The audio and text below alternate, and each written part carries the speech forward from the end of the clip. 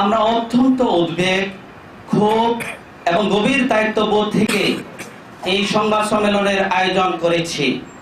পার্বত্য চট্টগ্রামের সম্প্রীতি, সামাজিক স্থিতিশীলতা এবং শান্তিপূর্ণ সহাবস্থানের বিরুদ্ধে একটি পরিকল্পিত অপপ্রচার ও ষড়যন্ত্র দীর্ঘদিন ধরে পরিচালিত হয়ে আছে। সৌহার্দ্যপূর্ণ পরিবেশকে বিনষ্ট করার অপচেষ্টা একটি কুচক্রী মহল সক্রিয় হয়ে উঠেছে।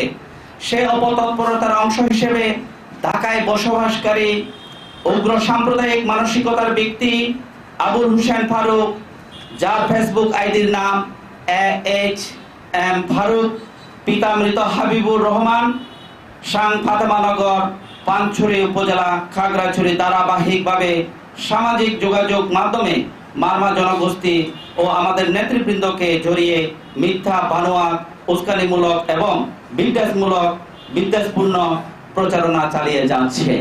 এটা নিতান্ত আমরা কামনা করি না। তার ফেসবুক টাইমলাইন ও বিভিন্ন পোস্টের মন্তব্য বিশ্লেষণ করলে স্পষ্টভাবে প্রতীয়মান হয় যে তিনি পরিকল্পিতভাবে মারমা ঐক্য পরিষদের প্রতিষ্ঠাতা ও স্থায়ী কমিটির চেয়ারম্যান বাবু মৃষাতয় মারমা সহ সংগঠনের নেতৃবৃন্দকে সামাজিকভাবে হেয় প্রতিপন্ন করার অপচেষ্টা চালাচ্ছেন। কুরুচিপূর্ণ, ভিত্তিহীন ও বিভ্রান্তিকর বক্তব্যের মাধ্যমে তিনি সাধারণ মানুষের মাঝে বিভ্রান্তির সৃষ্টি করছেন এবং সাম্প্রদায়িক সম্প্রীতি নষ্টের নীল নকশা বাস্তবায়নের চেষ্টা করে চলেছেন।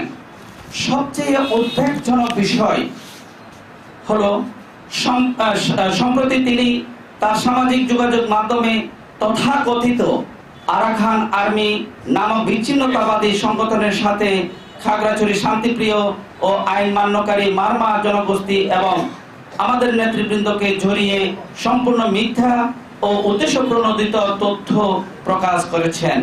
এটি শুধু একটি মিথ্যাচার নয়, বরং রাষ্ট্রবিরোধী, উস্কানি এবং পার্বত্য অঞ্চলের অস্থিতিশীলতা সৃষ্টির অপচেষ্টা। শুধু সাংবাদিকবৃন্দ, আপনারা নিশ্চয়ই জানেন, আমরা স্পষ্টভাবে বলতে চাই, মারমা জনগোষ্ঠী কখনোই কোনো বিচ্ছিন্নতাবাদী কর্মকাণ্ডে সমর্থন করে না এবং করবেও না। আমরা বাংলাদেশের সংবিধান, আইন এবং রাষ্ট্রীয় কাঠামোর প্রতি পূর্ণ শ্রদ্ধাশীল, কিন্তু একটি কুচক্রী মহল যদি বারবার মিথ্যা তথ্য ছড়িয়ে আমাদের সম্মান, আত্মমর্যাদা ও সামাজিক অবস্থানকে প্রশ্নবিদ্ধ করার অপচেষ্টা চালায়, তাহলে তা কোনোভাবেই মেনে নেওয়া হবে না। আমরা শান্তিপ্রিয় কিন্তু দুর্বল নয়। আমরা আইন মানি কিন্তু অপমানের কাছে মাথা নত করি না। আমরা সম্প্রীতিতেই বিশ্বাস করি কিন্তু ষড়যন্ত্রকারীদের অপতৎপরতা প্রতিহত করার সক্ষমতাও রাখি।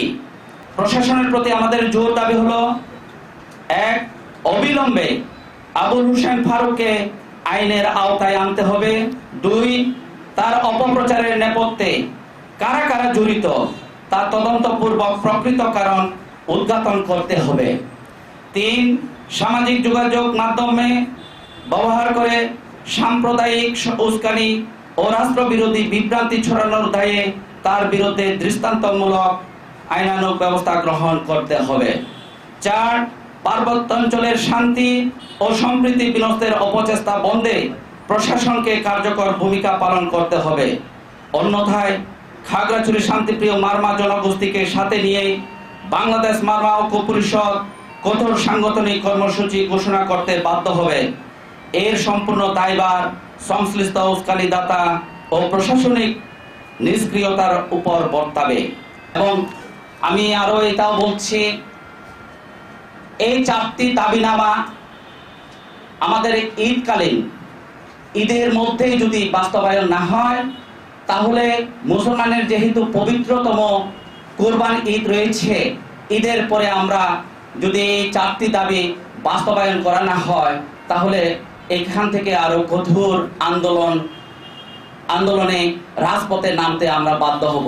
সুতরাং আমরা বর্তমান সরকার যেহেতু রেইনবো নেশন করতে যাচ্ছে, এই রেইনবো নেশনে আমাদের যে পার্বত্য চট্টগ্রামের প্রাণপ্রিয় নেতা, সকলের অবিসংবাদিত নেতা, চাকমা, মারমা, ত্রিপুরা, বাঙালি, সাঁওতাল সকল সম্প্রদায়ের অবিসংবাদিত নেতা জনাব ওয়াদুদ ভূঁইয়া যে স্থায়ী শান্তির কথা বলেছেন, এই পার্বত্য খাগড়াছড়িতে স্থায়ী শান্তি প্রতিষ্ঠা করবেন, আমরা চাই না এই এইচএম ফারুকের মতন উস্কানিদাতার মাধ্যমে আমাদের এই স্থায়ী শান্তিকে বিনষ্ট করুক, এটা আমরা কামনা করি না।